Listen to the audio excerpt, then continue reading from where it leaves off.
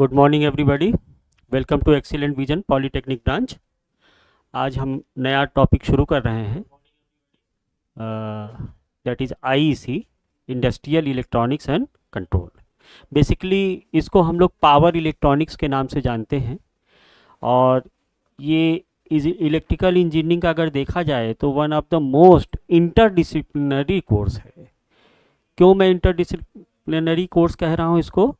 क्योंकि ये power generation, transmission, distribution सब को लिए अपने आप में समाहित किए हुए है। एंड ये बताता है कि how to control electrical power, basically यही है।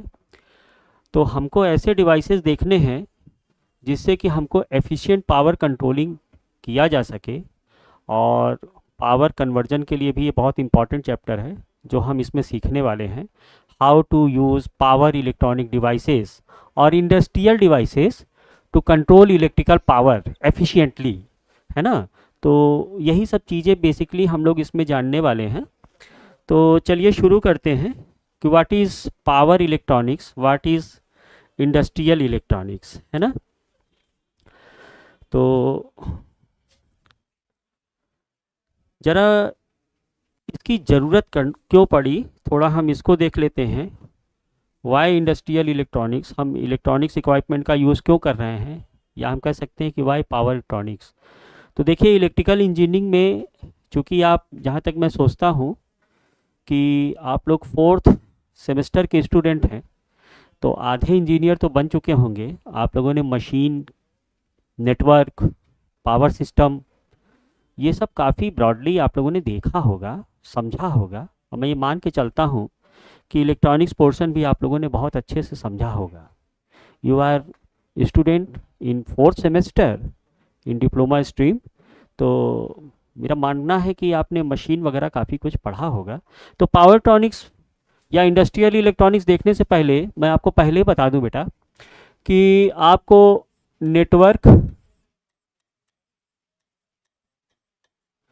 नेटवर्क एनालिसिस, इलेक्ट्रिकल मशीन्स,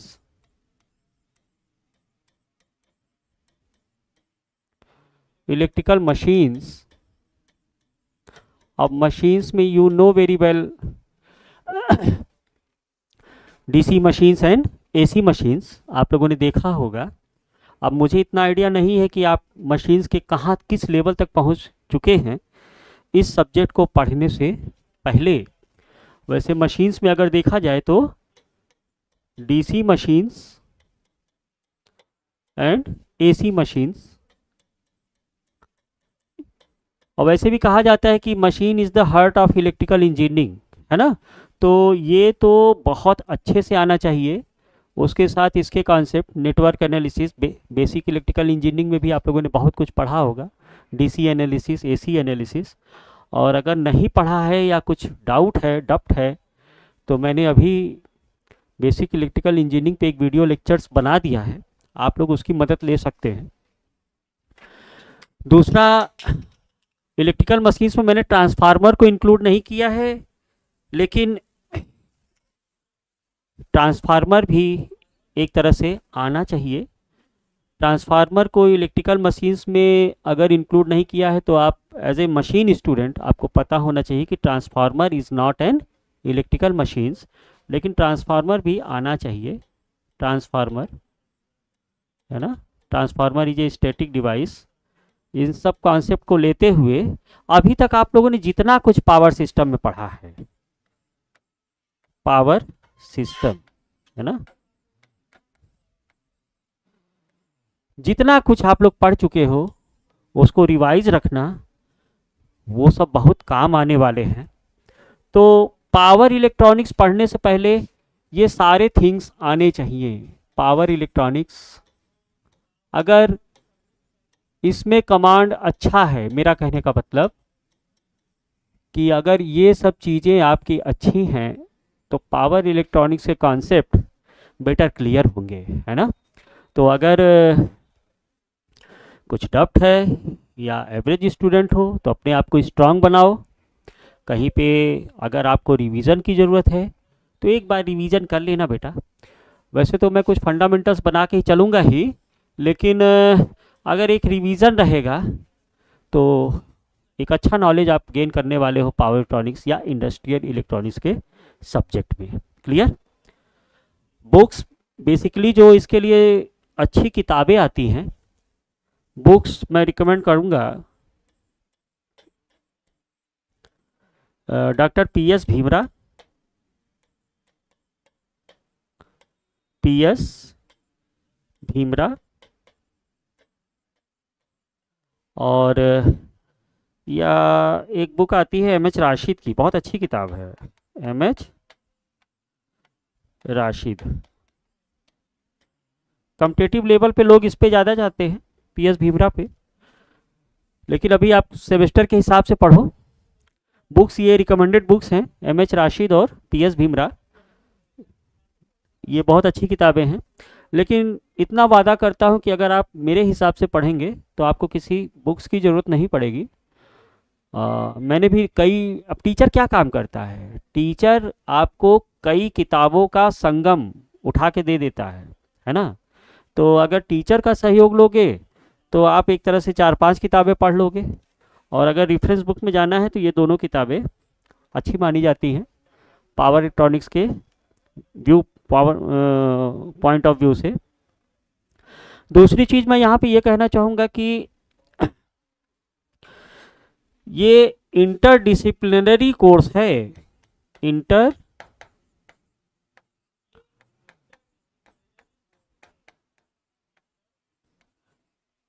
और आप समझ गए हो कि इसको इंटरडिसिप्लिनरी कोर्स क्यों कह रहे हैं, क्योंकि ये देख रहे हो कि इन सभी सब्जेक्ट का संगम है ना।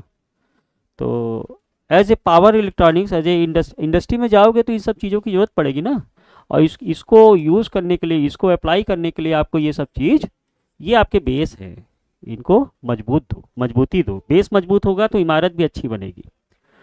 तो जनरली चलिए शुरू करते हैं कि why we need power electronics, है ना।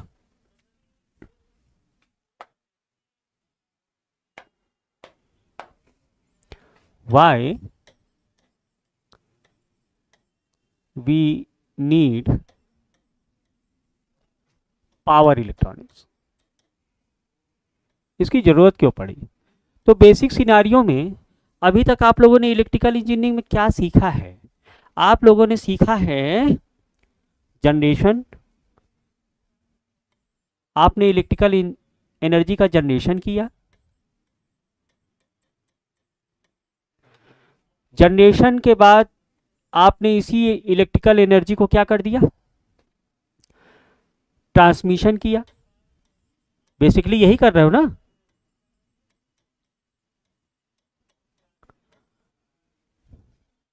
ट्रांसमिशन के बाद उसको कई सेक्शन में ले जाने के बाद आपने इसका डिस्ट्रीब्यूशन किया, डिस्ट्रीब्यूशन इन पे,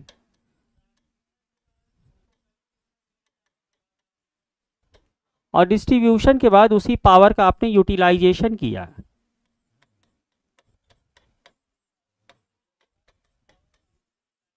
अब यूटिलाइजेशन को आप ठेठ भाषा में, मोटी भाषा में यही समझो कि जहाँ पैसा आ जाए, है ना। अरे भाई कोई चीज़ बना रहे हो तो उसको बेचोगे ना, तो बेचने से पैसा गेन करोगे। आपने बिजली बनाया, इलेक्ट्रिसिटी जनरेट किया, अब उस इलेक्ट्रिसिटी से आपको पैसा भी तो कमाना है, तो that is the part of utilization, है ना।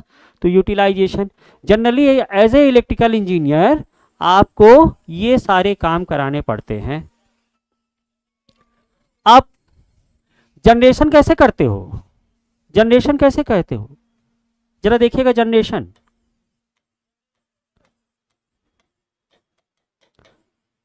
तो there are different power plants in India. Most of the power generation is done by fossil fuels, है ना। आपको पता है कि जनरेशन मेनली दो तरह से किया जाता है, एक उसका कन्वेंशनल मेथड,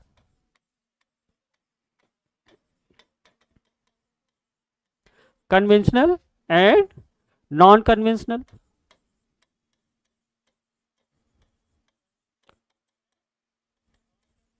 राइट, एनर्जी को जो आप प्रोड्यूस कर रहे हो कन्वेंशनल और नॉन कन्वेंशनल मेथड से यूज कर रहे हो, इसको आप नॉन रिन्यूएबल एनर्जी भी बोलते हो, नॉन रिन्यूएबल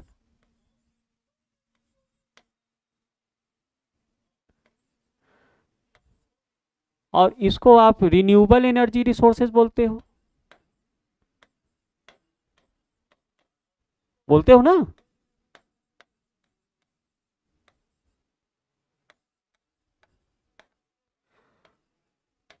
तो ज्यादातर जो पावर इंडिया में, अगर इंडिया का सिनारियो देखें तो फोसाइल फ्यूल से मैक्सिमम एनर्जी जनरेट की जाती है। Fossil fuel, fossil fuels means like coal हो गया आपका, है ना, यूरेनियम हो गया, है ना, न्यूक्लियर पावर प्लांट, है ना।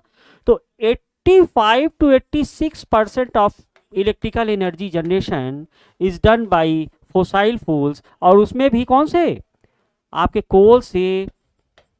थर्मल पावर प्लांट आपने पढ़ा है कि नहीं पढ़ा है, लेकिन इलेक्ट्रिक जनरेशन इन इंडिया सबसे ज़्यादा जनरेशन जो है फोसाइल फ्यूल्स, उसमें भी कोल से मैक्सिमम एनर्जी जनरेट की जाती है।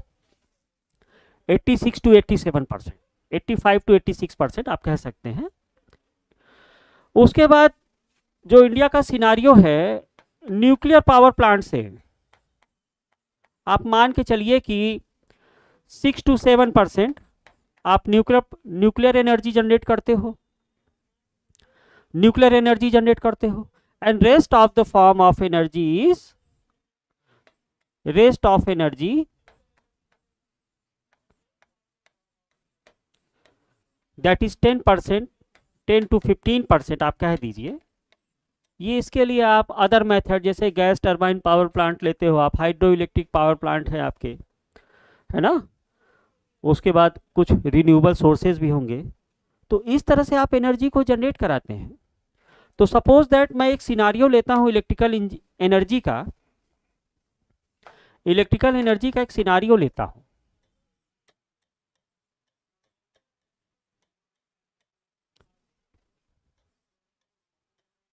जनरली आप कर क्या रहे हो इलेक्ट्रिकल एनर्जी में, सबसे पहले आप जनरेट कर रहे हो, मतलब आपके पास कोल है,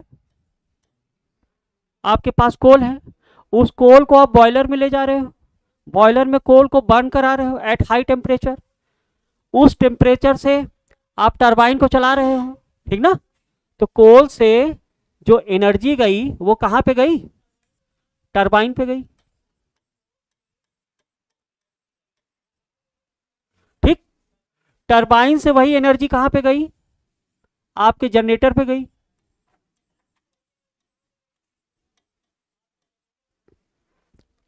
मतलब कोल को बर्न कराया, कोल से जो जो उसकी हीट एनर्जी है, हीट एनर्जी किस में ट्रांसफर हुई, हीट एनर्जी किस में ट्रांसफर हुई, तो टरबाइन मैकेनिकल एनर्जी में ट्रांसफर हुई।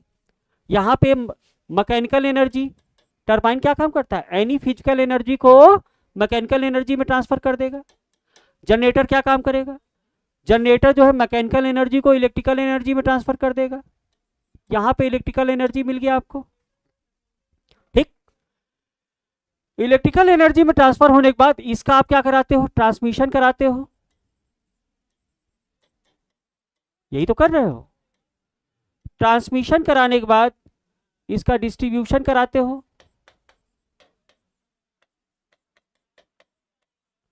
और डिस्ट्रीब्यूशन कराने के बाद ये लोड इंड पर जाता है, यही एनर्जी।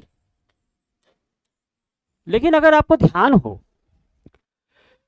मान लीजिए कि आपने 100 मेगावाट बिजली बनाने के लिए कोल को बल्क करा दिया, जनरेटिंग स्टेशन में 100 मेगावाट आपको बिजली बनानी है, जिसके लिए आपने कोल को बर्न कराया इन थर्मल पावर प्लांट। तो अगर आपको याद हो कि यहाँ से टरबाइन में जो एनर्जी आती है 65% पावर तो यहीं लॉस हो जाता है आपका। बॉयलर से एनर्जी को टरबाइन तक जाने में कितना पावर लॉस हो जा रहा है, 65% पावर लॉस हो जा रहा है, और बच कितना रहा है, 35%। देखो 100% पावर का 65% तो यही पावर जनरेटिंग स्टेशन में ही खत्म हो गया आपका, बचा कितना, 35%। अब उस 35% में ये गया टरबाइन में।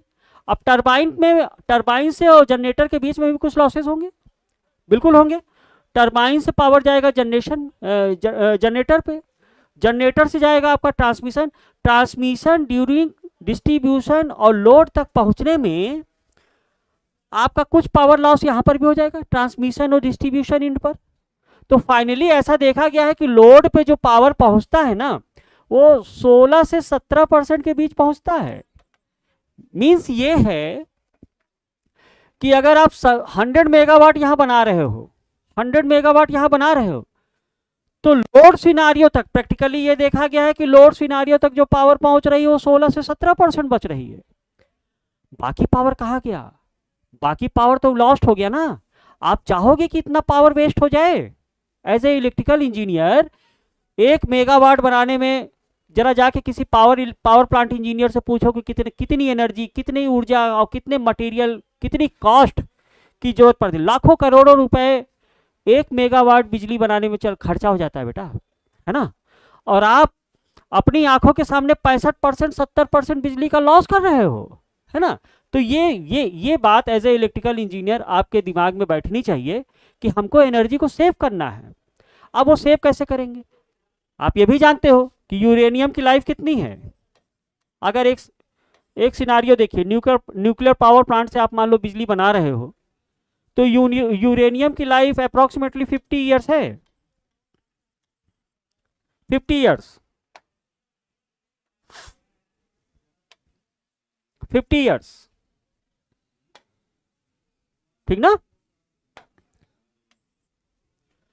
उसी तरह अगर कोल की लाइफ देखा जाए तो it is approximately 200 years.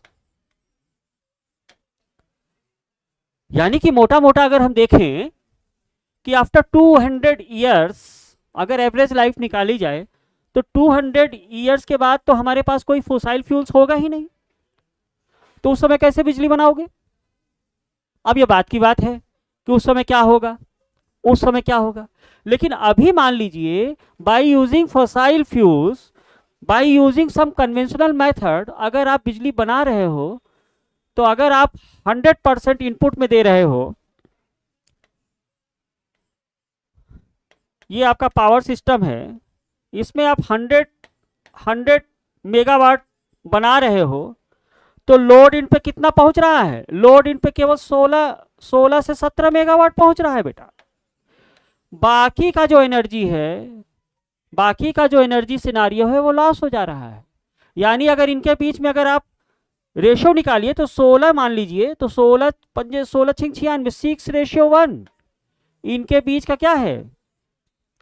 Generating station से लोड इन तक अगर पावर आपका पहुंच रहा है तो उसमें जो अनुपात आ रहा है वो 6:1 का आ रहा है।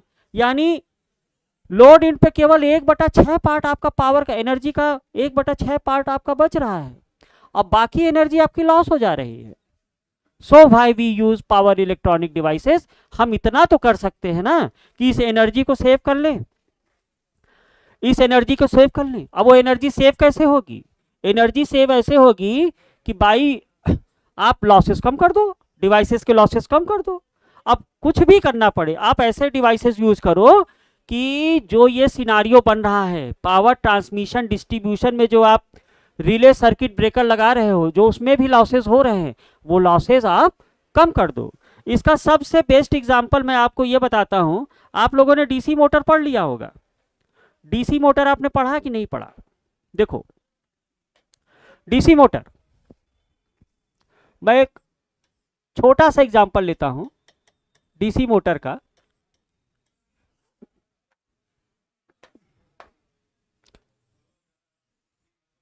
ये आपका डीसी मोटर है, ठीक ना, और इसको आप पावर दे रहे हो।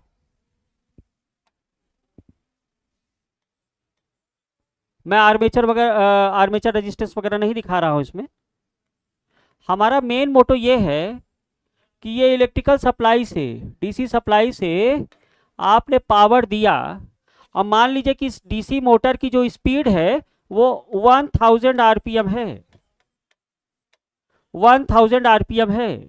और उसके लिए जो बैक इलेक्ट्रोमोटिव फोर्स इसमें जनरेट हो रहा है, आप जानते हो ना, इसमें बैक इलेक्ट्रोमोटिव फोर्स आएगा। E इज इक्वल टू के फाई ओमेगा एम, जहां फाई उसका फील्ड फ्लक्स है ना, फाई उसका क्या है, फील्ड फ्लक्स है। तो मैं मान लेता हूं, मैं कोई मैथमेटिकल ट्रीटमेंट पे नहीं जा रहा हूं, कि इसमें जो बैक इलेक्ट्रोमोटिव फोर्स आया है, suppose that E is equal to 198 volt आ रहा है, इसके लिए 198 वोल्ट आ रहा है। अब मान लीजिए कि मुझे स्पीड को रिड्यूस करा के 500 आरपीएम लाना है, स्पीड कंट्रोलिंग। 1000 आरपीएम की मोटर थी, इस मोटर को मुझे 500 आरपीएम पे चलाना है। 1000 आरपीएम पे इसका जो बैक इलेक्ट्रोमोटिव फोर्स है वो 198 वोल्ट है, 198 वोल्ट है। अब मुझे 500 आरपीएम पे लाने की, जाहिर सी बात है कि इसके लिए अगर स्पीड कम होगा तो from this relation back electromotive force भी कम होना चाहिए। मैं मान लेता हूं कि आधा स्पीड कराने के लिए मुझे बैक इलेक्ट्रोमोटिव फोर्स को कितना लाना पड़ेगा, 198/2, कितना हो जाएगा ये, 2 9 18, 2 9 18, 99 वोल्ट पे लाना है इसको। तो कैसे करूंगा, आप ये भी जानते हो, ये क्या हो गया,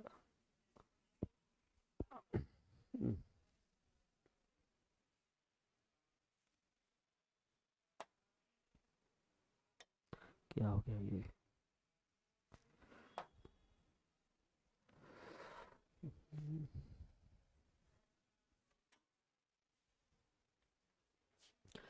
है ना।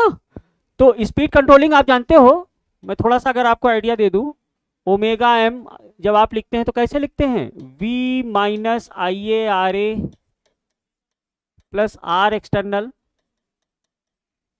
अपॉन K फाई, है ना।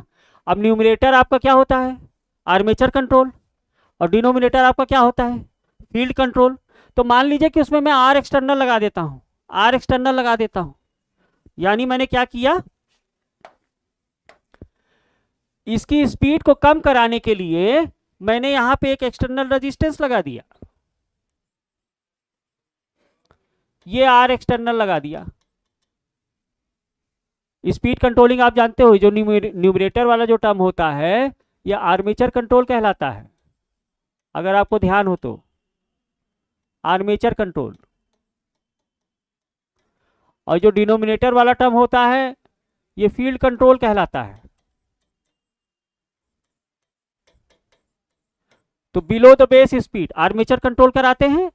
तो आर्मेचर कंट्रोल के लिए बेसिकली कौन कौन सा मेथड है, बाय रिड्यूसिंग द वोल्टेज और एग्जैक्टिंग an external resistance in armature circuit diagram. Field पे हम एक्सटर्नल रेजिस्टेंस नहीं लगाते, है ना। और फील्ड कंट्रोल कैसा होगा, जब हम फील्ड पे एक्सटर्नल रेजिस्टेंस लगाएंगे। तो बिलो द बेस स्पीड के लिए हमको स्पीड कम करना है, बेस स्पीड से स्पीड कम करना है। मैं इसकी स्पीड को कम कराने के लिए इसके एक्सटर्नली मैंने क्या लगा दिया, एक एक्सटर्नल रेजिस्टेंस लगा दिया। अब एक्सटर्नल रेजिस्टेंस लगा दिया और स्पीड इसकी कितनी, बैक इलेक्ट्रोमोटिव फोर्स कितना हो गया, 99 वोल्ट हो गया।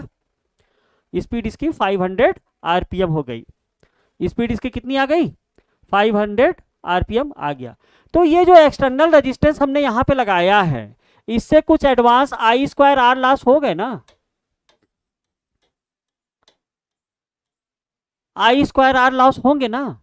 तो क्या मशीन आपकी एफिशिएंट रहेगी, जब लॉसेस आपके बढ़ गए तो मशीन आपकी एफिशिएंट रहेगी क्या, मशीन आपकी एफिशिएंट नहीं रहेगी। लेकिन अगर इसी का मैं दूसरा वर्जन ले लूं, कुछ दूसरा मेथड ढूंढूं, क्या मेथड ढूंढूं, कि वही मेरी डीसी मोटर है, सेम कॉन्फ़िगरेशन जो कि 1000 आरपीएम पे चल रही है, और इसकी स्पीड रिड्यूस करा के मुझे 500 आरपीएम पे लाना है, लेकिन यहाँ पे एक्सटर्नल रेजिस्टेंस ना लगा के मैंने एक स्विचिंग डिवाइस लगा दिया, that is power electronic device, power electronic devices, generally chopper circuit इसी को कहते हैं। पावर इलेक्ट्रॉनिक्स डिवाइसेस लगा दिया और इसमें स्विचिंग ऑपरेशन लगा के जो काम मैंने एक्सटर्नल रेजिस्टेंस से करा दिया, वही काम अब मैं इस पावर इलेक्ट्रॉनिक डिवाइसेस से करा रहा हूं। पावर इलेक्ट्रॉनिक्स डिवाइसेस के लिए आइडियली आप मान लो कि इसका जो एक्सटर्नल रेजिस्टेंस होगा वो 0 होगा, आर इसमें क्या होगा, 0 होगा।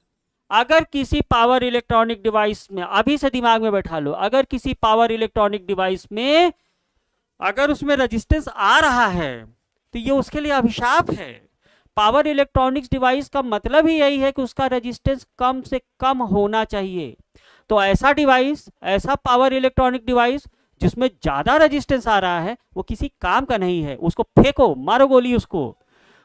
हमको ऐसे डिवाइसेस सेलेक्ट करने हैं जिसका रेजिस्टेंस आइडियली जीरो हो, आइडियली जीरो हो, जिससे कि उसमें कोई पावर लॉस ना हो। तो जो हमने एक्सटर्नल रेजिस्टेंस लगाया था यही काम कराने के लिए, अब वही काम हम क्या करा दे रहे हैं, पावर इलेक्ट्रॉनिक्स डिवाइस, और डीसी टू डीसी चॉपर लगा दो या कन्वर्टिंग डिवाइस लगा दो, है ना। ऐसे डिवाइस लगा के हम इसकी कंट्रोलिंग करा दे रहे हैं, स्पीड को कम ज्यादा कर ले रहे हैं, और हमारा पावर लॉस जो हो रहा है वो नेग्लिजिबल है, क्योंकि रजिस्टेंस हमारा बहुत कम है। तो ऐसे डिवाइस को बोलते हैं पावर इलेक्ट्रॉनिक्स डिवाइस। अब इसी ये कैसा होगा, ये कोई इलेक्ट्रॉनिक डिवाइस होगा लेकिन लार्ज पावर रेटिंग का होगा। Electronic device, large power rating मतलब लार्ज वोल्टेज रेटिंग, क्या कह रहा हूं मैं, लार्ज वोल्टेज रेटिंग,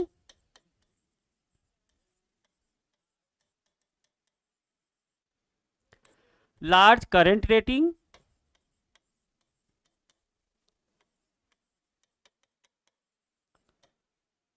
और हाई फ्रीक्वेंसी।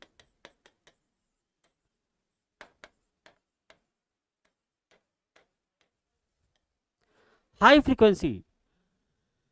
तो इस तरह के डिवाइस हमारे पावर इलेक्ट्रॉनिक डिवाइस कहलाते हैं। सिनारियो यह हो गया कि आप पावर इलेक्ट्रॉनिक डिवाइसेस का यूज कहां कर रहे हैं। तो पहला काम तो यह हो गया कि पावर इलेक्ट्रॉनिक डिवाइस से हम एफिशिएंट पावर कन्वर्ट कर रहे हैं। हमारी एफिशिएंसी क्या है, बहुत ज़्यादा है सिस्टम की, bye using power electronic device. वही काम जो हम रेजिस्टेंस से करा रहे थे पावर इलेक्ट्रॉनिक डिवाइस से करा रहे हैं, तो हमारी एफिशिएंसी इंप्रूव ज़्यादा हो गई, एफिशिएंसी, है ना।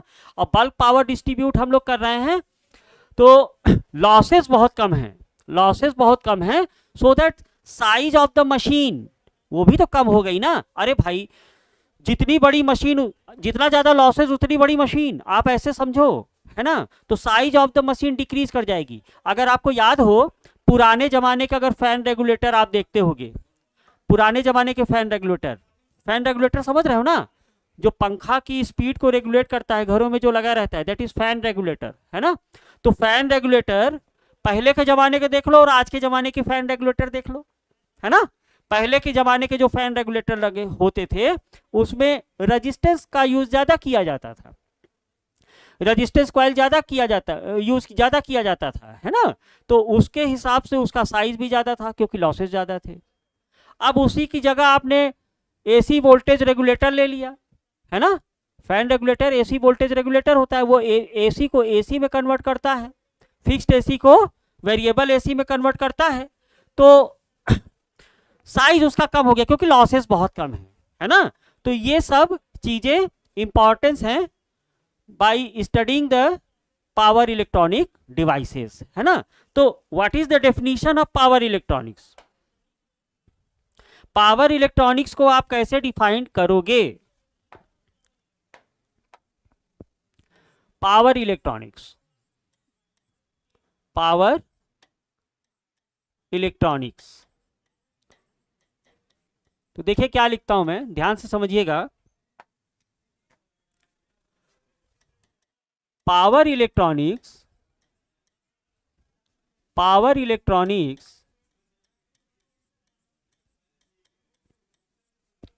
is associated with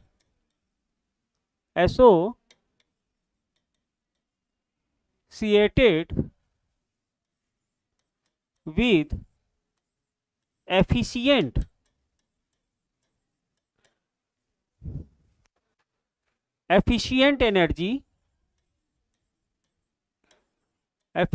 energy and control, efficient energy and control by using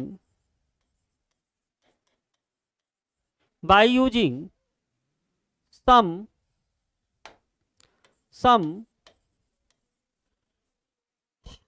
high rated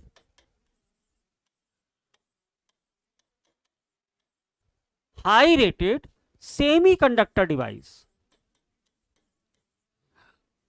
semi conductor devices, यानी कि इसमें जो यूज होगा वो सेमी कंडक्टर डिवाइसेस का यूज होगा। लेकिन अभी तक आप लोगों ने सेमी कंडक्टर डिवाइसेस कौन कौन से देखे हैं एनालॉग इलेक्ट्रॉनिक्स में? आप लोगों ने डायोड पढ़ा होगा, बीजेटी पढ़ा होगा, है ना, जंक्शन ट्रांजिस्टर, जंक्शन डायोड पढ़ा होगा। आपने देखा होगा कि वो लो रेटेड वैल्यूज देते हैं, है ना। यहाँ पे कुछ सिनारियो आपका अलग हो जाएगा। वही डायोड जो लो रेटेड वैल्यूज के लिए डिजाइन किया गया है, अब उसकी डिजाइन में कुछ ऐसा मैन्युफैक्चरिंग कर दिया जाएगा, यानी उसके डिजाइनिंग में कुछ ऐसे चेंजेस कर दिए जाएंगे कि वो हाई वोल्टेज, हाई करंट और हाई पावर को डिस्ट्रीब्यूट कराएगा, यानी वो हाई रेटेड वोल्टेज के लिए सुटेबल होगा, है ना। तो इसीलिए इसको कहते हैं power diode, not junction diode. Junction diode तो है, डायोड के कैरेक्टरिस्टिक्स तो है उसके अंदर, लेकिन उसकी वोल्टेज रेटिंग, उसकी करंट रेटिंग, उसकी पावर रेटिंग, है ना, वो बहुत ज्यादा हो जाएगा एक ऑर्डिनरी डायोड से, या एक सिग्नल डायोड से पावर डायोड की जो रेटिंग होगी वो बहुत ज्यादा होगी। अब उसके लिए हमको क्या करना पड़ेगा, उसके डिजाइन मैन्युफैक्चरिंग में क्या किया जाएगा, ये क्रम बाय क्रम हम जैसे जैसे आगे बढ़ेंगे वैसे उसको देखते चलेंगे। बेसिकली पावर इलेक्ट्रॉनिक्स को आप इस तरह से डिफाइन कर सकते हैं। मैंने क्या कहा कि हमारे पास देखिए एक सोर्स है, हमारे पास क्या है, सोर्स है। अब ये सोर्स से हमें कंट्रोल यूनिट पे जाना है बाय यूजिंग, आप कह सकते हैं कि पावर इलेक्ट्रॉनिक डिवाइसेस यही होंगे, है ना, सिस्टम में। और यहां से आपको लोड पे जाना है, दिस इज योर लोड। तो इसकी जो एनर्जी ट्रांसफर हो रही है फ्रॉम सोर्स टू लोड, वो क्या होना चाहिए, वो एफिशिएंट होना चाहिए, और उसकी कंट्रोलिंग मस्ट होनी चाहिए। यहां पे एक कंट्रोल यूनिट भी होगा जिसको कहते हैं प्रोसेसिंग यूनिट।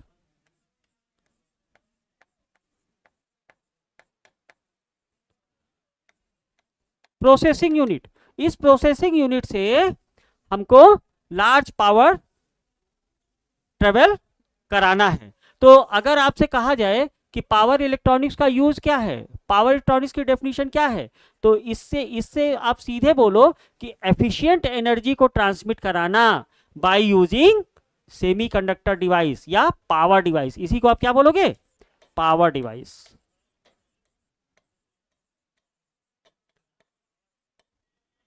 पावर डिवाइसेस, है ना। तो ये मेरा पावर इलेक्ट्रॉनिक्स का एक तरह से डेफिनेशन हो गया, है ना। तो बेसिकली हम यहाँ पे एक कन्वर्टिंग डिवाइसेस यूज करेंगे, कन्वर्टिंग डिवाइसेस यूज करेंगे। अब वो कन्वर्टिंग डिवाइसेस कौन कौन से होंगे, देखो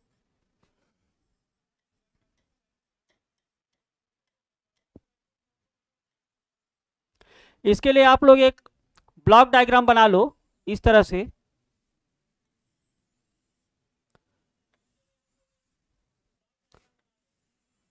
यहां पे लिख एसी का सिंबल बनाओ, यहां पे लिख दो इक्वल, इक्वल मतलब डीसी, इक्वल मतलब डीसी, और यहां पे इक्वल और यहां पे एसी, है ना। इसको, इसका एरो ऐसे चला दो इस तरह से, इस तरह से, इस तरह से, ठीक। ये है एसी और इसको मैं बोल रहा हूं डीसी, दिस इज डीसी और दिस इज एसी। तो देखो यही कन्वर्टिंग डिवाइसेस होंगे मेरे, यही कन्वर्टिंग डिवाइसेस होंगे। कौन कौन से डिवाइसेस हैं वो जरा देखिएगा। First device is,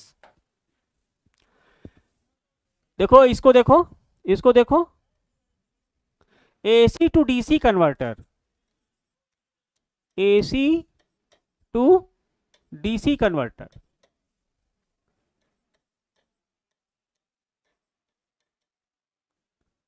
converter, AC to DC converter, यानी यहां पे क्या हो रहा है, फिक्स्ड एसी,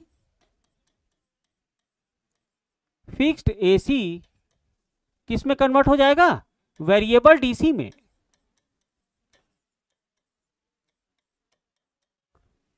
यानी कि फिक्स्ड एसी क्या है, देखो मेरे पास इलेक्ट्रिकल क्वांटिटीज क्या है, वोल्टेज, करंट, फ्रीक्वेंसी, जनरली यही मेरे पास इलेक्ट्रिकल क्वांटिटीज हैं।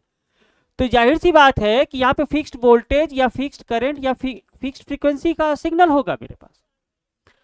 Generally AC to DC converter में वोल्टेज और करंट होगा, तो ये किस में चेंज हो जाएगा, वेरिएबल वोल्टेज वेरिएबल करंट। ये वेरिएबल का सिंबल है। अब लिखना सीखो, पावर इलेक्ट्रॉनिक्स के स्टूडेंट हो गए हो तो पावर इलेक्ट्रॉनिक्स में this is variable DC, variable voltage और वेरिएबल करंट। तो जो भी कुछ वेरिएबल दिखाया जाता है, रियोस्टेट में देखे हो ना, एक ऐसा रजिस्टर बनाते हो और उसमें ऐसा एक एरो बना दोगे, तो ये क्या हो गया, वेरिएबल रजिस्टर या वेरिस्टर, है ना। तो उसी तरह से आपको दिखाया जाएगा। तो ये जो सिंबल है ना, ये एसी टू डीसी कन्वर्टर हो गया। क्या हो गया, एसी टू डीसी कन्वर्टर हो गया। और इसी को बोलते हैं रेक्टिफायर। क्या बोलते हैं, rectifier.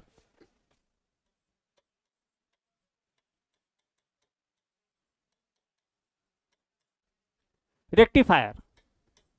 Second one is DC to DC converter. क्या है, सेकंड क्या है,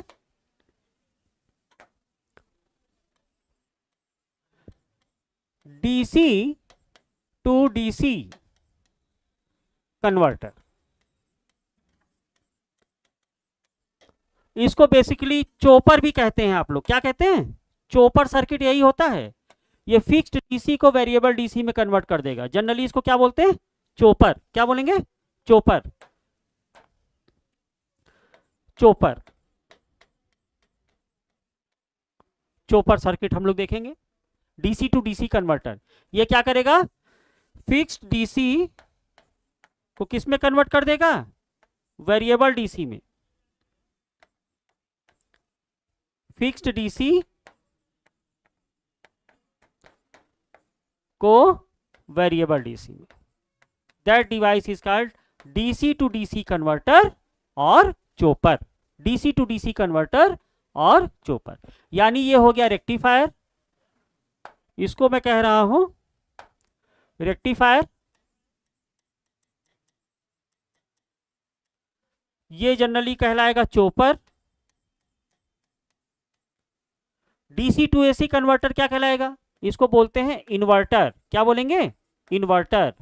घरों में इन्वर्टर देखा है ना, डीसी को एसी में कन्वर्ट कर देता है, वो डीसी को एसी में कन्वर्ट कर देता है। और ये क्या है, AC to AC converter, AC to, और इसी को बोलते हैं regulator. AC voltage, AC voltage regulator, जैसे फैन रेगुलेटर घरों में आप लोगों ने देखा होगा। तो ये हो गया आपका AC voltage regulator. AC voltage regulator या फैन रेगुलेटर या एसी वोल्टेज। अब एसी वोल्टेज रेगुलेटर भी आपके दो तरह के होंगे, ध्यान देना। एक तो हो गया AC voltage regulator. AC voltage regulator में क्या होगा, फिक्स्ड एसी वोल्टेज या करंट किस में चेंज हो जाएगा, fixed AC variable AC voltage या फ्रीक्वेंसी में चेंज हो जाएगा। सॉरी, यहां फ्रीक्वेंसी कांस्टेंट रहेगा, यहां पे फ्रीक्वेंसी कांस्टेंट रहेगा। लेकिन अगर वेरिएबल फ्रीक्वेंसी भी मिलने लगे तो that is called cyclo converter. क्या बोलेंगे, साइक्लो कन्वर्टर। यानी यहां पे वेरिएबल वोल्टेज और वेरिएबल फ्रीक्वेंसी दोनों हो जाएगा। तो इस इतने तरह के पावर इलेक्ट्रॉनिक डिवाइसेस को आपको कवर करना है इन योर सिलेबस, है ना। यानी मैं क्या कह रहा हूं, एसी टू डीसी कन्वर्टर, जिसको कि आप रेक्टिफायर भी बोल रहे हो, इसमें फिक्स्ड एसी वेरिएबल डीसी में कन्वर्ट हो जाएगा। दूसरा आप क्या पढ़ने वाले हो, डीसी टू डीसी कन्वर्टर, जिसको कि आप चोपर भी कहते हो, इसमें फिक्स्ड डीसी वेरिएबल डीसी में कन्वर्ट हो जाएगा। तीसरा डिवाइस है आपका इन्वर्टर, जिसमें फिक्स्ड डीसी वेरिएबल एसी में कन्वर्ट हो जाएगा, इसको बोलते हैं इन्वर्टर। चौथा डिवाइस है आपका एसी टू एसी कन्वर्टर, यानी फिक्स्ड एसी वेरिएबल एसी में कन्वर्ट हो जाएगा। और अगर इसमें फ्रीक्वेंसी चेंज ना हो, ध्यान दीजिएगा, अगर इसमें फ्रीक्वेंसी चेंज ना हो तो आप इसको बोलोगे एसी वोल्टेज रेगुलेटर। क्या बोलेंगे, एसी वोल्टेज रेगुलेटर। लेकिन वोल्टेज के साथ, करंट के साथ साथ फ्रीक्वेंसी भी वेरिएबल हो जाए, that device is called cyclo converter. That device is called cyclo converter. That interconversion of power is called cyclo converter device, है ना. तो इतने तरह के डिवाइस हमको बेसिकली देखना है. नेक्स्ट आ जाओ कि पावर इलेक्ट्रॉनिक्स के एडवांटेजेस क्या क्या हो सकते हैं, है ना.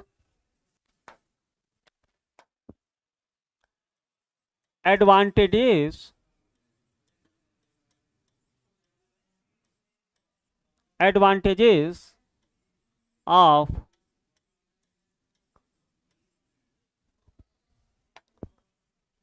Power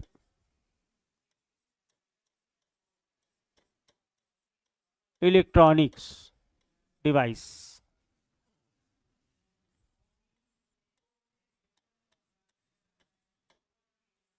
advantages of power electronic devices, है ना. तो सबसे पहला एडवांटेज तो आ जाता है कि नो रोटेशनल लॉसेस.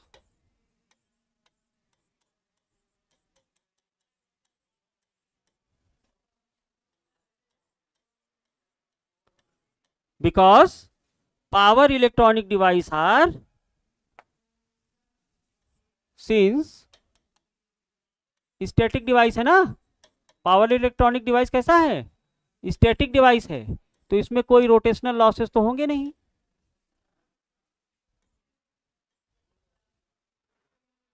तो इसमें कोई रोटेशनल लॉसेस तो होंगे नहीं. सेकंड वन आप देख सकते हैं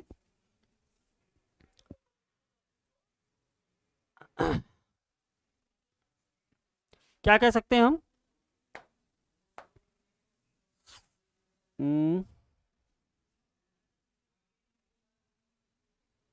size of the equipment reduces, size of the power electronic devices are smaller, कह सकते हो आप ना.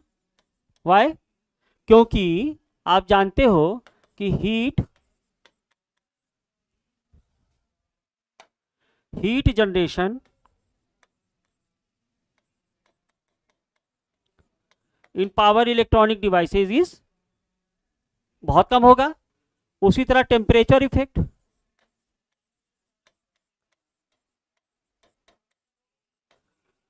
टेम्परेचर रिड्यूसेस, और साइज भी क्या हो रहा है उसका, कम हो रहा है. जो पहले बल्कि साइज था पावर इलेक्ट्रॉनिक कंट्रोल के लिए वो अब कम हो जा रहा है. साइज भी क्या हो रहा है, रिड्यूस हो रहा है. तो power electronic devices are smaller in that way. देखिए हीट सिंक उसमें कम हो रहा है ना.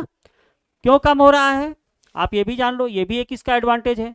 Because efficiency improve, power electronic device को यूज करने से आपका एफिशिएंसी इंप्रूव हो रहा है, लॉसेस बहुत कम हो रहे हैं, हीट डिसिपेशन कम हो रहा है, यानी सिंक इसका कम हो रहा है. तो टेम्परेचर इफेक्ट कम होगा, टेम्परेचर इफेक्ट कम होगा तो साइज स्मॉलर होगा. क्लियर. इसके साथ साथ आपका क्या हो रहा है, तो आप इतने एडवांटेजेस हैं.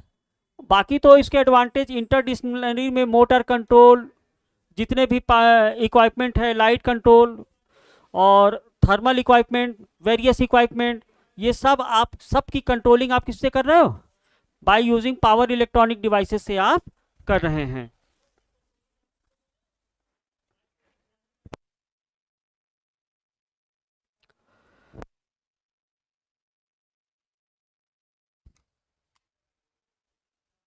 So why it is called interdisciplinary operating device. इसके साथ साथ अगर आप देखें तो पावर इलेक्ट्रॉनिक्स डिवाइसेस के ड्रॉबैक्स क्या क्या हो सकते हैं, डिसएडवांटेजेस क्या क्या हो सकते हैं. तो ध्यान रहे कि इतने लाभ के बावजूद पावर इलेक्ट्रॉनिक्स डिवाइसेस का एक ड्रॉबैक भी है, एक डिसएडवांटेजेस भी है, जिसको आप अपने दिमाग में रखिए.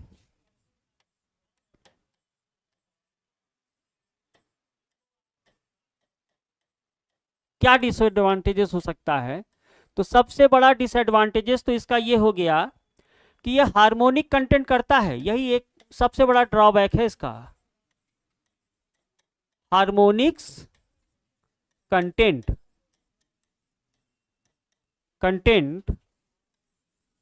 Are present in power electronic devices. ये इसका सबसे बड़ा ड्रॉबैक है कि इतने एडवांटेजेस थिंग के साथ साथ उसमें हार्मोनिक कंटेंट, सिस्टम में आपके हार्मोनिक कंटेंट भी आ जाएंगे। अब हार्मोनिक कंटेंट का मतलब ये है कि मान लीजिए कि ये आपका कोई इलेक्ट्रिकल सिस्टम है,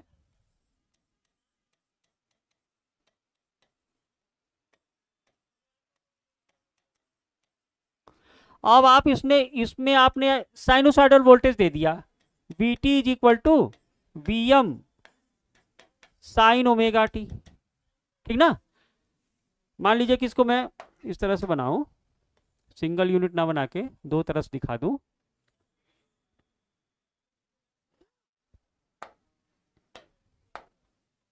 ये इसमें आपने साइनोसॉइडल वोल्टेज दे दिया V T is equal to V M sine omega T. तो अब ये तो प्योर एसी है, और यहां पे मान लीजिए लोड है आपका, this is your load.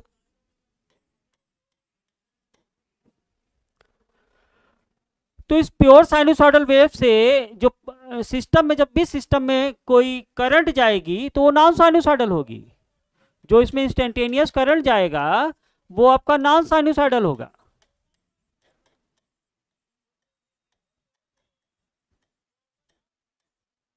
Clear? तो अब ये नॉन साइनोसॉइडल क्या हो गया? मैंने आपको बताया है कि प्योर एसी में कोई हार्मोनिक कंटेंट नहीं होगा, लेकिन अगर वो नॉन साइनोसॉइडल सिग्नल दे रहा है तो प्योर एसी कहाँ रहा, मींस उसमें हार्मोनिक कंटेंट आ गया। अब हार्मोनिक कंटेंट बेसिक इलेक्ट्रिकल में भी मैं आपको बता चुका हूँ, अगर आपका थोड़ा सा इसमें कम नॉलेज है तो अभी यहाँ सीखो कि नॉन साइनोसॉइडल में हार्मोनिक कंटेंट आ गए, यानी अब उसका वेव से प्योर साइनोसॉइडल नहीं रह गया। तो इसका फायदा क्या होगा? इसका फायदा तो कुछ नहीं होगा, लॉसेस बढ़ जाएंगे आपके। लॉसेस क्या बढ़ जाएंगे? आई स्क्वायर आर लॉसेस बढ़ जाएंगे, क्योंकि अब जो आरएमएस वैल्यू आपकी करंट की आ रही है वो बढ़ जाएगी। आई आरएमएस का वैल्यू क्या होगा? आई आरएमएस दिस विल इंक्रीज। तो जब आई आरएमएस बढ़ जाएगा तो आई स्क्वायर आर लॉस भी तो बढ़ जाएंगे, ये भी बढ़ जाएगा, है ना। तो ये one of the most disadvantageous thing है किसी पावर इलेक्ट्रॉनिक्स डिवाइस को समझने के लिए। ये इसमें आएगा, हार्मोनिक कंटेंट इसमें आएंगे, ठीक ना। अब उस हार्मोनिक कंटेंट से आपके क्या क्या डिसएडवांटेजेस हो सकते हैं? एक तो आपका आई आरएमएस वैल्यू बढ़ जा रहा है, आई आरएमएस वैल्यू बढ़ जा रहा है। आई आरएमएस वैल्यू बढ़ जाएगा तो मतलब लॉसेस बढ़ जाएंगे, लॉसेस बढ़ जाएंगे। पावर फैक्टर ये डिक्रीज कर जाएगा बेटा, क्योंकि लॉसेस बढ़ रहे हैं। लॉसेस बढ़ने से पावर फैक्टर कम हो जाएगा। पावर फैक्टर कम हो जाएगा तो सिस्टम की एफिशिएंसी खराब हो सकती है। तो इस हार्मोनिक को हमको रिड्यूस कराना है। अब हार्मोनिक रिड्यूस कैसे कराओगे? तो सिस्टम में हमको कुछ फिल्टरिंग डिजाइन भी लगाना पड़ेगा। क्या लगाना पड़ेगा? फिल्टर डिजाइन करना पड़ेगा। वो बात की बात है, लेकिन अभी आप ये मान के चलिए कि bye using power electronic device system में हार्मोनिक कंटेंट आ जाते हैं। अब उस हार्मोनिक कंटेंट को रिड्यूस कराने के लिए हमको सिस्टम में फिल्टर डिजाइन भी करना पड़ेगा, है ना। तो इतना सा काम हमारा बढ़ गया। बाकी more efficient, less in size, better heat sink और लार्ज पावर डिस्ट्रीब्यूशन एफिशिएंटली, है ना। पावर का जो डिस्ट्रीब्यूशन है वो एफिशिएंटली होगा। आप खुद ही समझिए ना कि मान लीजिए कि आपका 6:1 का रेशियो है ना,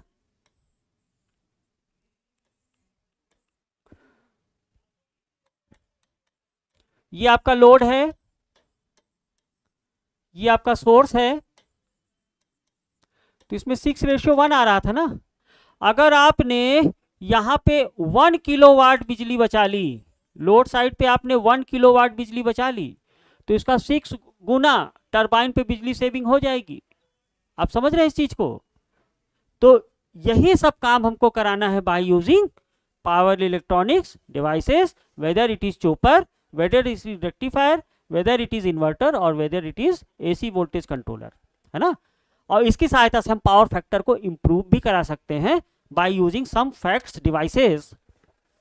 फैक्ट्स कंट्रोलर की सहायता से हम पावर फैक्टर को इंप्रूव भी करा सकते हैं। जो पहले आप मरकरी आर्क रेक्टिफायर और सिंक्रोनस कंडेंसर वगैरह की सहायता से जो पावर फैक्टर इंप्रूव कराते हो by using some power electronic devices, जिसको कि फैक्ट्स कंट्रोलर भी कहते हैं, flexible AC transmission, flexible AC transmission, इनकी सहायता से भी हम पावर फैक्टर को इंप्रूव करा सकते हैं।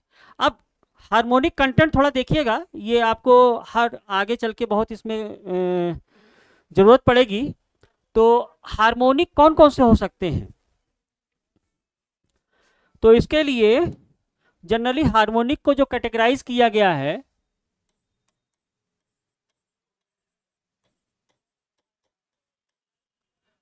ये है आपका डीसी हार्मोनिक्स,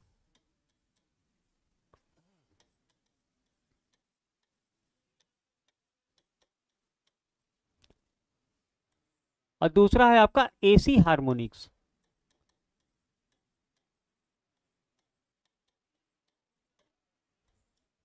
तो देखो डीसी, इन दोनों हार्मोनिक्स को हम लोग समझते हैं जनरली आपको कन्वर्टिंग सर्किट में और चॉपर सर्किट में आपको डीसी और एसी हार्मोनिक्स मिलेंगे। तो देखो डीसी हार्मोनिक्स क्या होता है।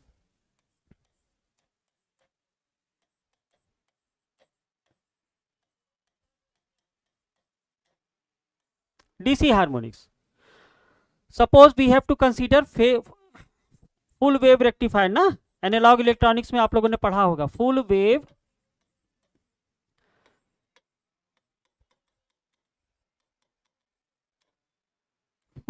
रेक्टिफायर।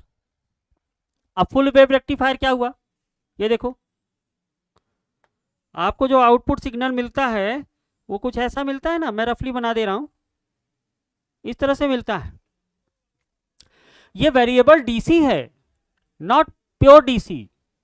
अब डीसी में कितना कंटेंट एसी का मिला हुआ है, that is DC harmonics, that is governed by DC harmonics. यानी आपको सिग्नल में चाहिए क्या, आपको सिग्नल में चाहिए डीसी, लेकिन चूंकि आपको प्योर डीसी नहीं मिल रहा, प्योर डीसी होता तो कांस्टेंट लाइन की फॉर्म में होता, ठीक ना। आपको चाहिए, ये वेरिएबल डीसी है, आपको चाहिए प्योर डीसी, यानी डीसी में कितने कंटेंट एसी के हैं, that is govern by DC harmonics. उसका एनालिसिस हम लोग करते हैं डीसी हार्मोनिक्स से, है ना। यानी कि इस डीसी सिग्नल में, इस डीसी सिग्नल में क्या क्या भरे हुए हैं, एक तो इसमें प्योर डीसी होगा, प्योर डीसी होगा, दूसरा इसमें फंडामेंटल एसी होगा, इसमें फंडामेंटल एसी भी होगा, और क्या होगा, सेकंड हार्मोनिक्स होगा, सेकंड हार्मोनिक्स होगा, और क्या होगा,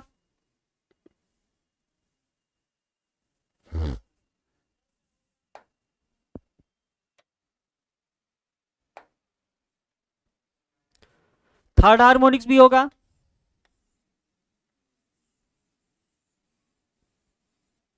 1 2 3 4 5 6 ना, इस तरह से थर्ड हार्मोनिक्स भी होंगे। This is your variable DC.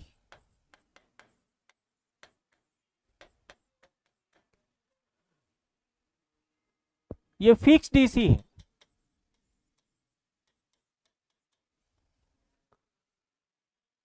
ये है फंडामेंटल एसी,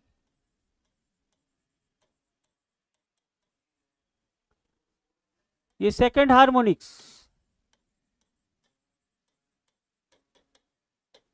थर्ड हार्मोनिक्स,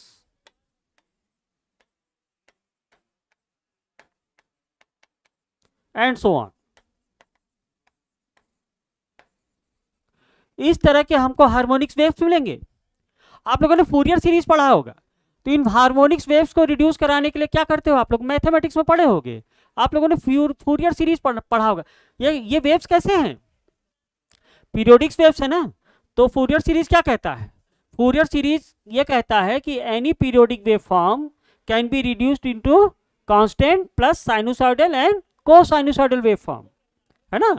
और उससे जो साइनोसॉइडल और कोसाइनोसॉइडल वेव फॉर्म्स होते हैं वो हार्मोनिक कंटेंट होते हैं। जो कांस्टेंट वैल्यू होता है वो डीसी वैल्यू होता है। तो फूरियर सीरीज का एप्लीकेशन अगर आपसे कोई पूछे तो आप यही कहेंगे कि any periodic wave forms which is not sinusoidal can be converted into sine and cosine forms, है ना। और उससे आप वो साइन और कोसाइन फॉर्म से आप हार्मोनिक कंटेंट निकाल लोगे। डीसी हार्मोनिक्स में ये क्राइटेरिया होगा। अब इसमें डिजायर्ड सिग्नल आपको क्या चाहिए, डिजायर्ड सिग्नल तो आपका यही होगा ना, DC value, pure DC value, ये आपका हो गया डिजायर्ड। अब ये डिजायर्ड सिग्नल आपको पाने के लिए आपको फूरियर सीरीज में सिग्नल को कन्वर्ट करना पड़ेगा। तो फूरियर सीरीज अगर आपको याद हो, फूरियर सीरीज पे कमांड कर लो, पावर इलेक्ट्रॉनिक्स बहुत अच्छे से समझ में आने वाली है, ठीक ना। अगर फूरियर सीरीज भूल गए हो तो फूरियर सीरीज को एक बार फिर से कंठस्थ कर लो, अच्छा रहेगा। तो फूरियर सीरीज देखो,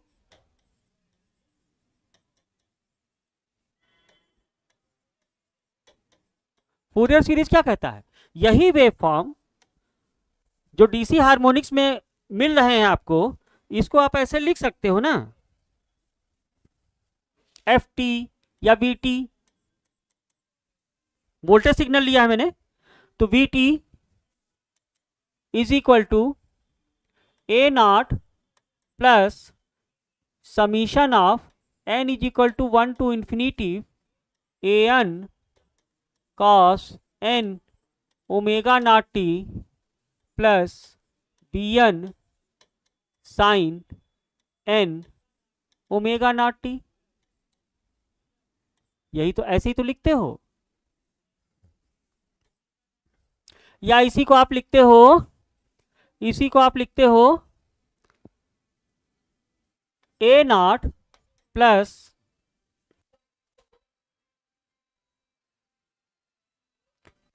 summation N is equal to 1 to infinity C N sine omega naught T plus five sine N omega naught T plus five, N omega naught T plus five, जहां सी एन की value क्या लिखते हो आप लोग, अगर याद हो तो, C n is equal to A n square plus B n square and phi n, this is phi n है, हाँ एन टर्म के लिए, phi n is equal to tan inverse A n upon B n. इस तरह से आप Fourier series की सहायता से हार्मोनिक कंटेंट को डिफाइन कर सकते हो। इस डीसी सिग्नल के लिए जो मैंने ये सिग्नल आपको दिखाया है, अगर इसका आरएमएस वैल्यू आप निकालो, तो आरएमएस वैल्यू आप निकालोगे तो क्या मिलने वाला है, देखिए आउटपुट आरएमएस इसका क्या हो जाएगा, आउटपुट आरएमएस हो जाएगा इसका डीसी का स्क्वायर, ए नॉट का स्क्वायर प्लस 1/2 C1 का square by using Fourier series, C1 square plus C2 square plus C3 square plus so on. उस डिफरेंट सिग्नल के लिए जो आपका हार्मोनिक कंटेंट होगा वो तो यही हो जाएगा, और इस पूरे का square root RMS value, RMS value ऐसी निकालते हैं। या मैं कह सकता हूं कि V O R output, V O R M S कह लो इसको, आर एम एस आउटपुट का आर एम एस, अगर मैं इसका स्क्वायर कर दूं, और देखो मेरा डिजायर्ड सिग्नल क्या है, यही तो मेरा डिजायर्ड सिग्नल है, यही तो मुझे चाहिए, यही तो मुझे चाहिए। और ये पूरा सिग्नल क्या होगा, ध्यान से देखिएगा, यही तो मेरा अनडिजायर्ड सिग्नल होगा। इसी को मैं क्या कह रहा हूं, undesired signal. Undesired signal and this is my desired signal. तो हमको चाहिए तो ये, लेकिन इसके साथ साथ ये भी है। अब इसको अगर मैं हटा दूं, इसको मैं खत्म कर दूं, तो मुझे डिजायर्ड सिग्नल मिल जाएगा। यानी आउटपुट के आरएमएस के साथ मैं डिजायर्ड ले आऊं, आउटपुट के आरएमएस के साथ मैं डिजायर्ड ले आऊं। जरा सा ध्यान से देखिएगा, यही तो डीसी वैल्यू है ना, इसी को तो मैं डीसी वैल्यू बोल रहा हूं। ए नॉट क्या है फूरियर सीरीज में, डीसी वैल्यू ही तो है। तो मैं लिख सकता हूं वी नॉट आरएमएस का स्क्वायर माइनस वी डीसी या वी एवरेज। डीसी वैल्यू ही उसका क्या होता है, एवरेज वैल्यू होता है। इसको मैं येलो से लिखूं,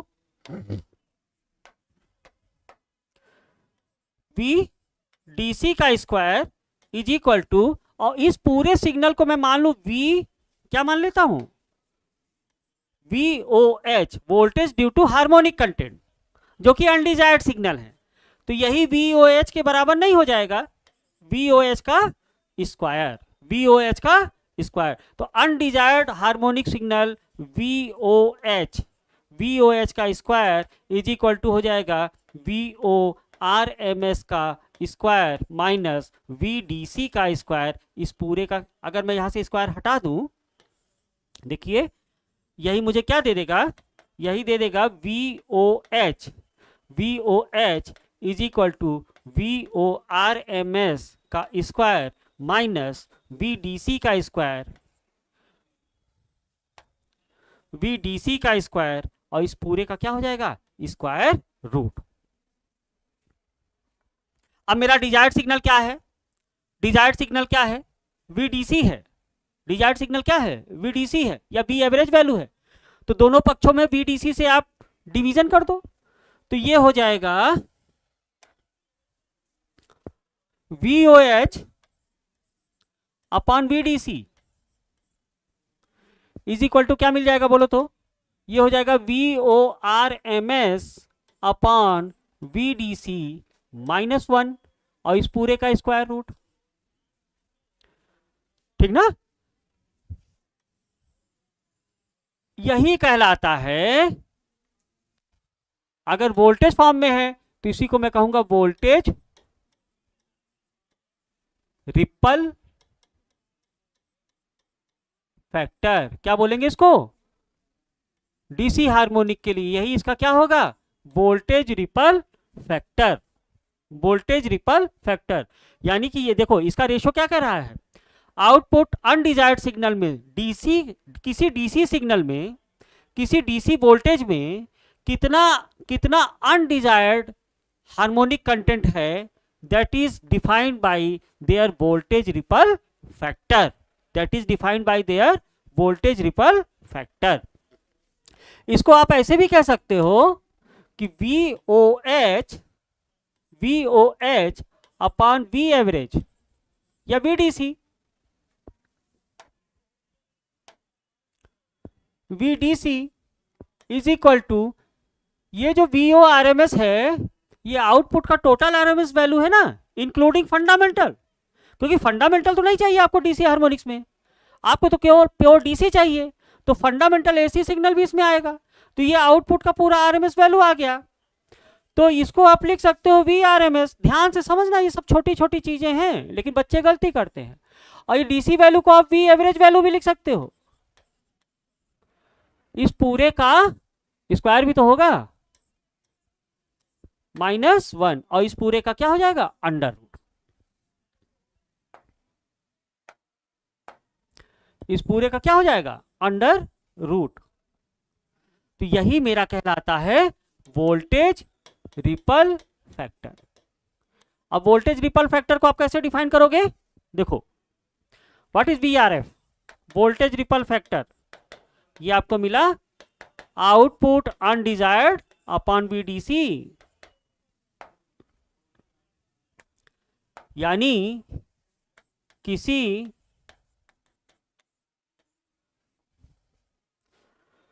डीसी सिग्नल में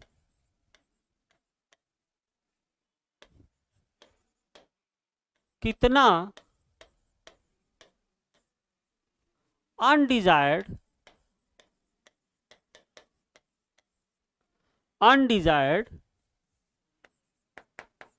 एसी सिग्नल, बेसिकली यहां एसी सिग्नल ही तो मिला है, एसी सिग्नल मिला है वीआरएफ कहलाता है, वीआरएफ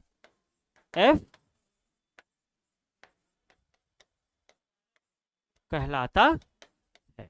क्या कहलाता है? वोल्टेज रिपल फैक्टर, इसी को वोल्टेज रिपल फैक्टर कहते हैं। अगर ये करंट के फॉर्म में होगा तो करंट रिपल फैक्टर हो जाएगा, उसका सिस्टम का क्या हो जाएगा? करंट रिपल फैक्टर हो जाएगा। तो ध्यान रहे कि डीसी हार्मोनिक्स में वोल्टेज रिपल फैक्टर या करंट रिपल फैक्टर मिलता है, एसी हार्मोनिक्स में यही बदल जाएगा। ये ध्यान रखना, बच्चे दोनों को वोल्टेज रिपल फैक्टर समझ लेते हैं और करंट रिपल फैक्टर समझ लेते हैं, जबकि वहां एसी हार्मोनिक्स में इसी चीज को बोला जाएगा, यानी एसी में कितना डीसी मिला है, that is total harmonic distortion. इस चीज को आप लोग ध्यान रखिएगा, वोल्टेज रिपल फैक्टर को वो एसी में डिफाइन कर देते हैं। डीसी हार्मोनिक्स के लिए हमेशा वोल्टेज रिपल फैक्टर निकाला जाएगा, ना कि total harmonic distortion. Total harmonic distortion आप एसी एनालिसिस में करेंगे। तो दिस इज योर वीआरएफ। अब जरा इसी फार्मूला में इस चीज को देखो, इसी को डिफाइन करते हैं एफएफ से, फॉर्म फैक्टर। आप लोग बेसिक इलेक्ट्रिकल इंजीनियरिंग में भी ये सब चीज मैंने बताया था कि व्हाट इज फॉर्म फैक्टर। तो form factor is equal to VORMS upon VDC, इसी को कहते हैं फॉर्म फैक्टर, यानी VRMS upon V average value. यही आपका क्या हो जाएगा? VRMS upon V average. तो डीसी हार्मोनिक्स के लिए प्योर डिजायर्ड सिग्नल कब होगा? प्योर डिजायर्ड सिग्नल, यानी कि उसमें कोई हार्मोनिक कंटेंट ना हो, दैट इज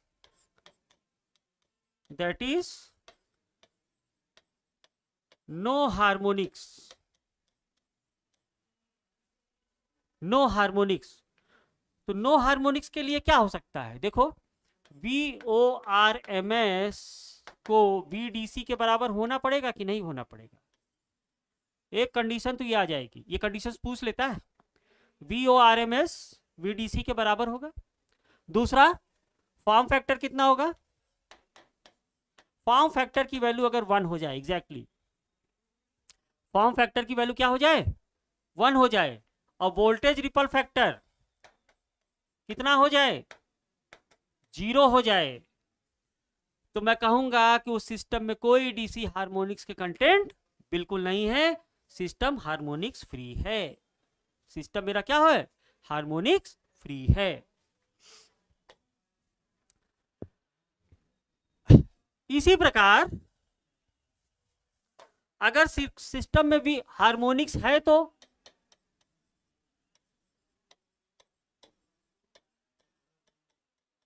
सिस्टम में हार्मोनिक्स है तो क्या होगा? बोलो। फॉर्म फैक्टर VRMS, या आप कह सकते हो VORMS, ना आउटपुट का है सब, VORMS अपॉन VDC है ना। तो VORMS की वैल्यू VDC से ज्यादा होनी चाहिए, पहली कंडीशन। तो फॉर्म फैक्टर क्या होगा? Form factor is greater then 1 होगा, और वोल्टेज रिपल फैक्टर क्या होगा? इज ग्रेटर देन 0 होगा। तो ये 3 कंडीशन बहुत इंपॉर्टेंट है जो आपको समझ में आना चाहिए। अगर किसी सिस्टम के हार्मोनिक कंटेंट को आपको रिड्यूस कराना है, डीसी, खासतौर से डीसी हार्मोनिक को अगर आपको खत्म कराना है, तो ये 3 कंडीशन फुलफिल होना चाहिए, ये कंडीशन होना चाहिए। और अगर ये कंडीशन है सिस्टम में, तो इसका मतलब सिस्टम में डीसी हार्मोनिक कंटेंट है। सिस्टम में क्या होंगे? डीसी हार्मोनिक कंटेंट्स होंगे। दूसरी चीज, एसी हार्मोनिक्स की अगर हम बात करें,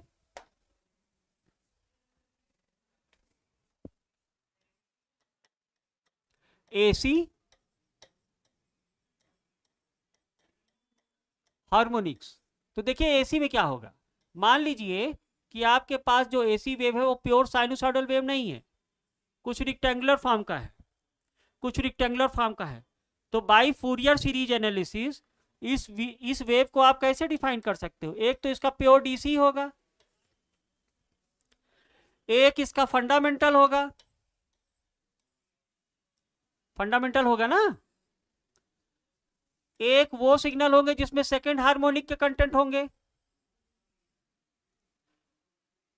प्लस क्या होगा, थर्ड हार्मोनिक कंटेंट। 1 2 3 4 5 6, एक कंप्लीट साइकिल में 6 राउंड होगा। This is third, this is second, this is fundamental,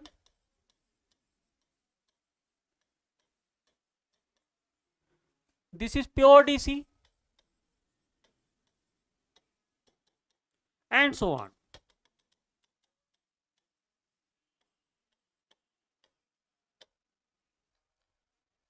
अब एसी हार्मोनिक्स में आपको चाहिए क्या, ये वेव चाहिए आपको फंडामेंटल, इसको आप कह सकते हैं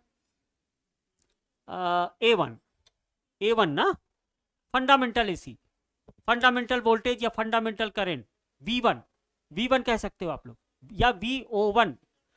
तो जैसे आपने डीसी एनालिसिस में किया था, अगर इसका आउटपुट आरएमएस वैल्यू निकालो, VO RMS, तो बाय यूजिंग फूरियर सीरीज ये भी तो आपका यही हो जाएगा ना, V0 का स्क्वायर, यानी डीसी एनालिसिस आप A0 भी कह सकते हो इसको, A0 स्क्वायर प्लस 1/2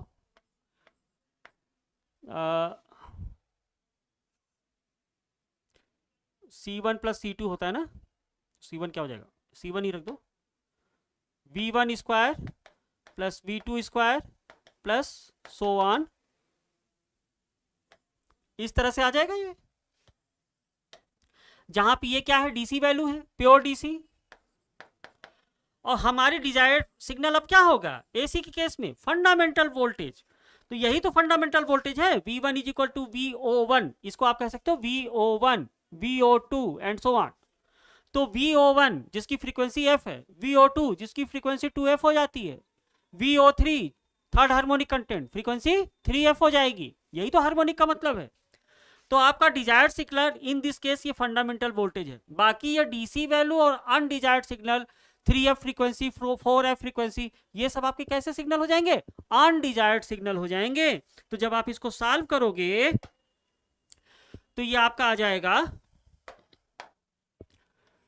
VORMS का स्क्वायर माइनस VO1 का square is equal to VOH का स्क्वायर, जहां पे VOH में क्या होंगे, VOH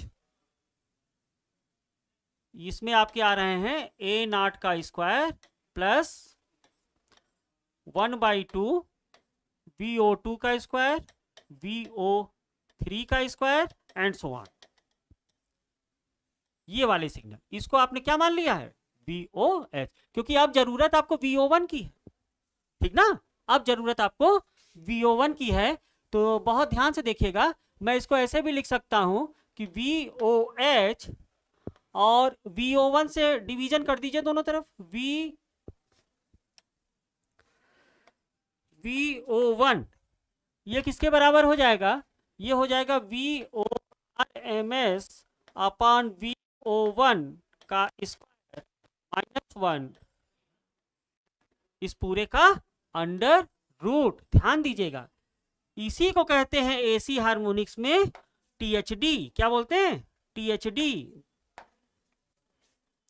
जब इन्वर्टर पढ़ोगे तो THD निकालोगे, ना कि वोल्टेज रिपल फैक्टर, इसी को हम क्या कहते हैं, THD। क्या बोलेंगे इसको, THD, total harmonics distortion, total harmonic distortion.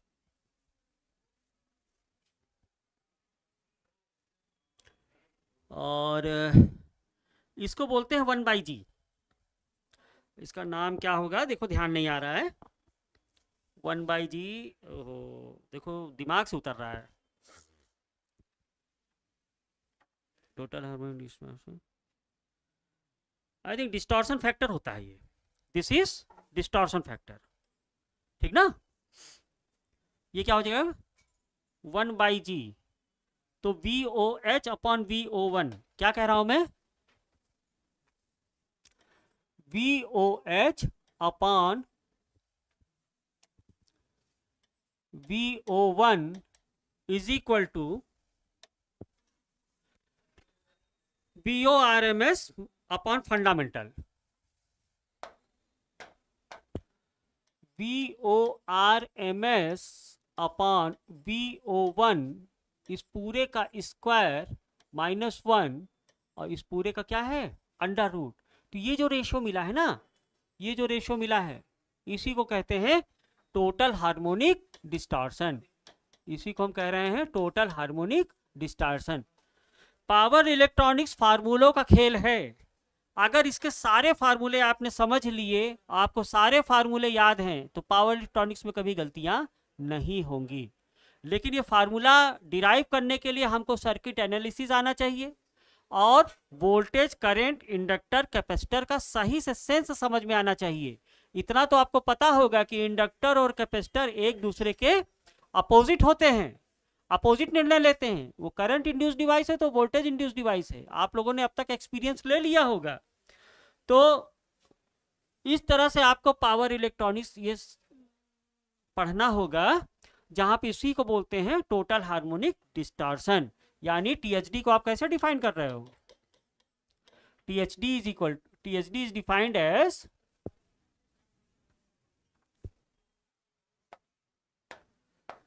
किसी एसी सिग्नल में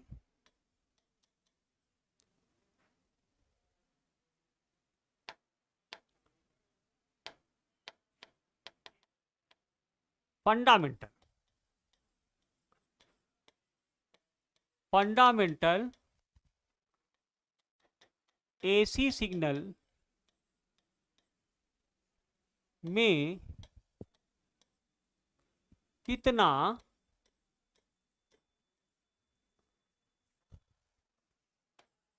अनडिजायर्ड सिग्नल उपस्थित है,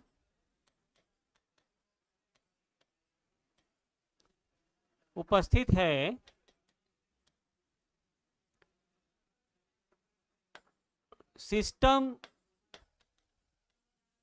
के टीएचडी मान पर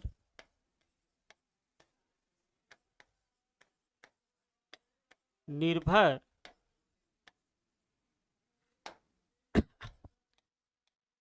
करता है, ठीक ना। जहां पे ये फैक्टर क्या होगा, where 1/g is equal to VORMS upon VO1, या मैं कह सकता हूं कि G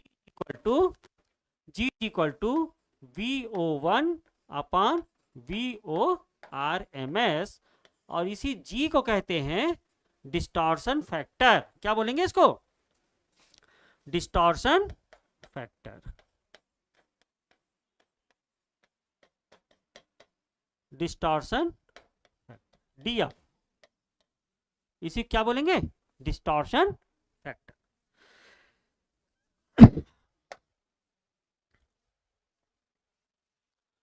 तो इसमें भी दो केस होंगे। Case 1, no AC harmonics, no AC harmonics, क्या हो जाएगा, VO1 is equal to VORMS, और क्या हो जाएगा, देखो फार्मूला में G इज इक्वल टू 1 और THD is equal to 0, THD is equal to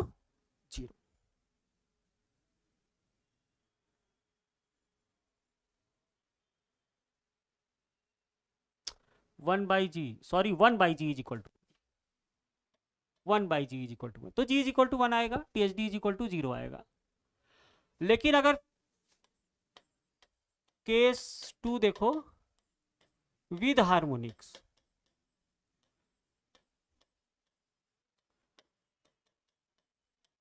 with harmonics देखिए तो क्या होगा,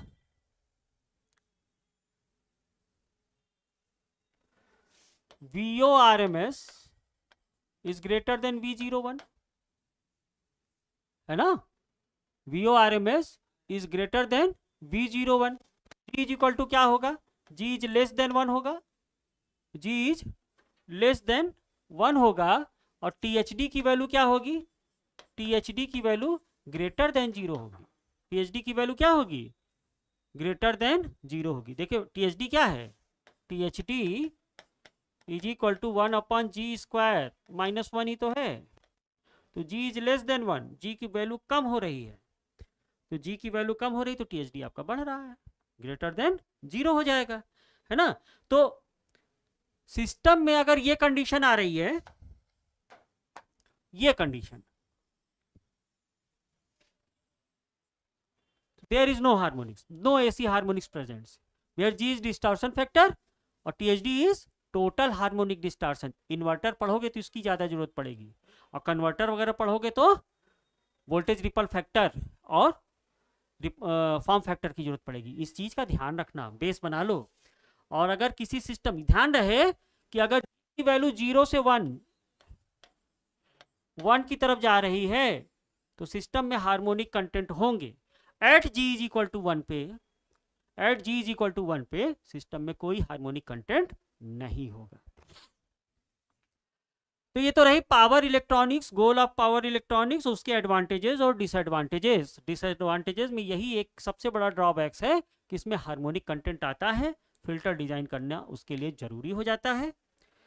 बाकी आपके सिलेबस के अकॉर्डिंग नेक्स्ट लेक्चर में हम लोग देखेंगे पावर डायोड का configuration, what is the difference between signal diode and power diode, और पावर डायोड और सिग्नल डायोड में क्या अंतर हुआ, उसके कैरेक्टरिस्टिक्स, उसके क्लासिफिकेशन पे थोड़ा जाएंगे कि कौन कौन से पावर डायोड हम लोग यूज करते हैं। तो नेक्स्ट लेक्चर में हम लोग पावर डायोड पहले देखेंगे, और वो पावर डायोड का कैरेक्टरिस्टिक्स और उसका ऑपरेशन अगर आप समझ गए तो पावर इलेक्ट्रॉनिक्स में थायरिस्टर वगैरह में कोई दिक्कत होने वाली नहीं है, ठीक ना। वो भी यूनिपोलर यूनिडायरेक्शनल है, ये भी यूनिडायरेक्शनल है। आप देखेंगे आगे जैसे जैसे इसका कैरेक्टरिस्टिक्स देखते जाएंगे, पावर डायोड और थायरिस्टर दोनों का कैरेक्टरिस्टिक्स काफ़ी कुछ मैच करेगा, तो इसलिए डायोड भी अच्छे से समझिए आप लोग। Thank you.